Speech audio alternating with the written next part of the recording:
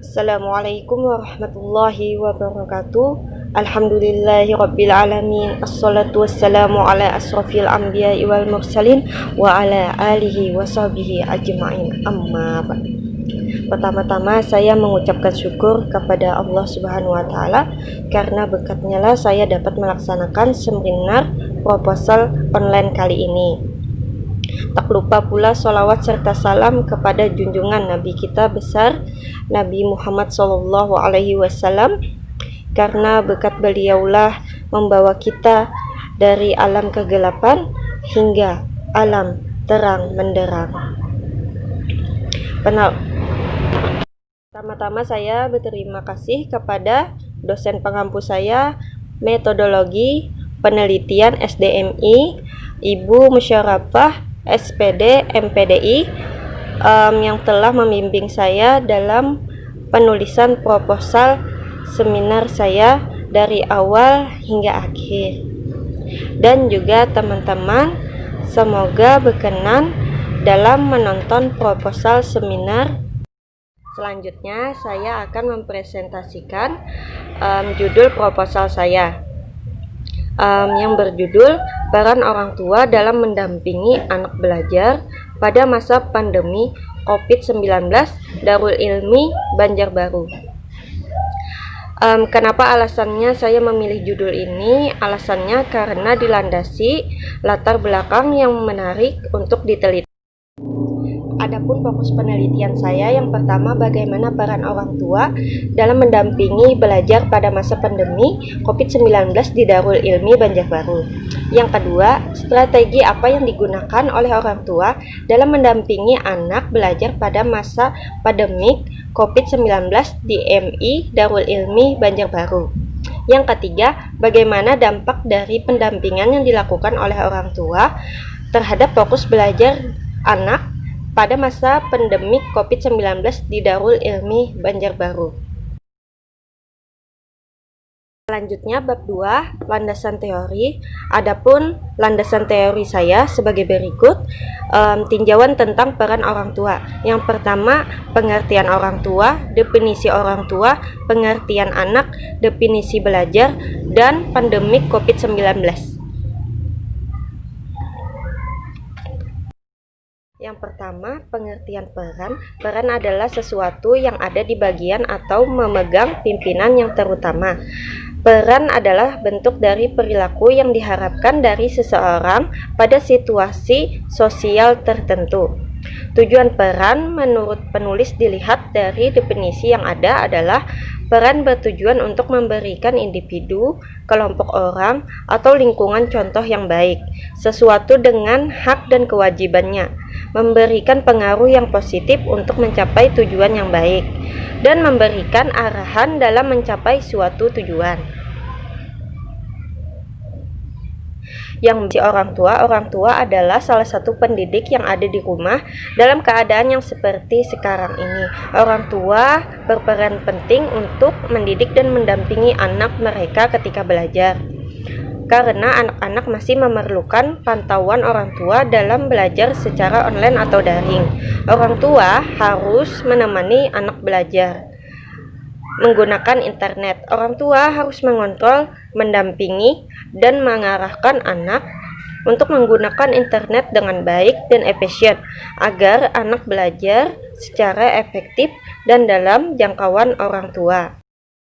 Selanjutnya, pengertian anak.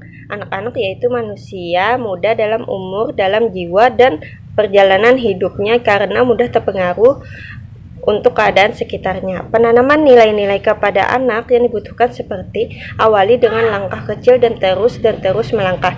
Selalu libatkan Tuhan, jujur, berani, dan mengambil tanggung jawab dan bertanggung jawab pada diri sendiri. Dibutuhkan yang utama pentingnya kemampuan komunikasi.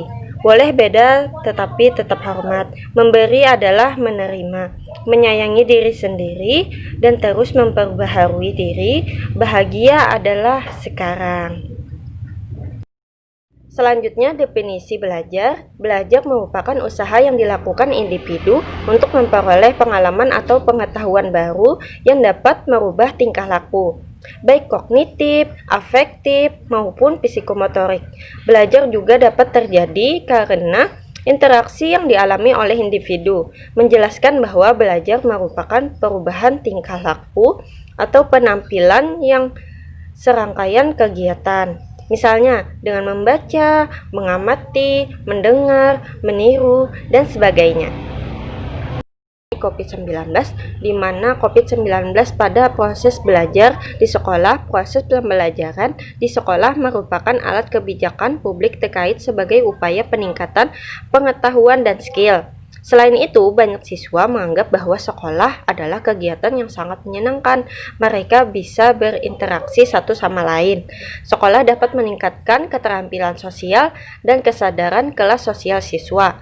Sekolah secara keseluruhan adalah media interaksi antar siswa dan guru untuk meningkatkan kemampuan inteligensi, skill, dan rasa kasih sayang di antara mereka. Tetapi sekarang kegiatan yang bernama sekolah berhenti dengan tiba-tiba karena gangguan COVID-19. 3. Metodologi penelitian, jenis dan pendekatan penelitian yang digunakan kualitatif. Dengan pendekatan penelitian diarahkan pada peran orang tua dalam memotivasi belajar anaknya. Selanjutnya, metode penelitian kualitatif dengan pendekatan studi kasus. Subjek dan objek penelitian, purposive sampling, yaitu pengambilan sumber data dengan pertimbangan tertentu. Objek penelitiannya, peranan orang tua dalam membimbing anak-anak yang berusia 6-12 tahun. Selanjutnya, data dan sumber data. Data pokok, yang pertama peran orang tua dalam mendampingi anak belajar, yang kedua pelaksanaan orang tua perihal mendampingi anak belajar, dan ketiga hasil mendampingi belajar anak.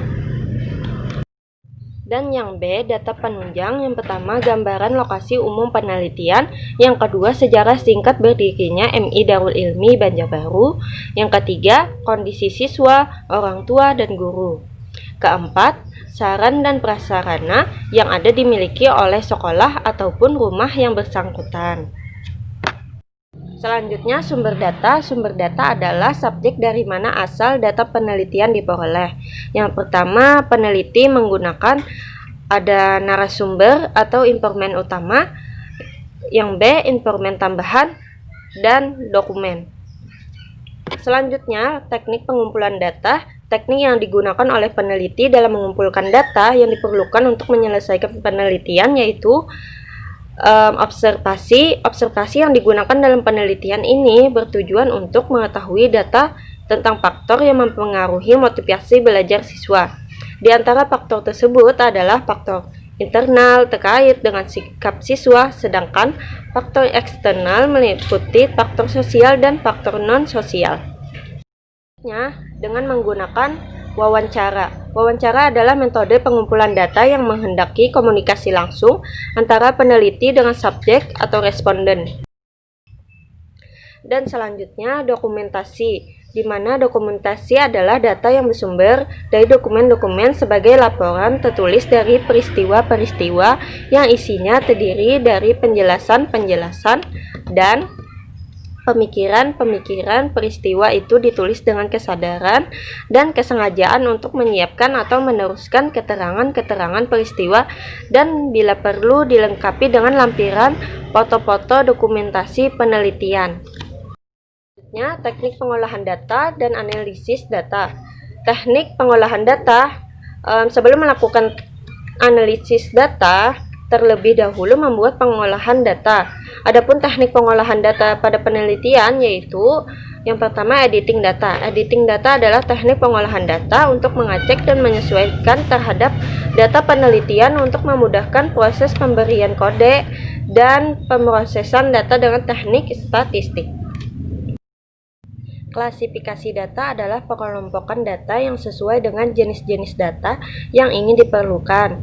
Interpretasi data adalah kegiatan untuk memberi arti atau makna suatu data, terutama dengan berdasarkan pada teori-teori yang digunakan dalam penelitian tersebut.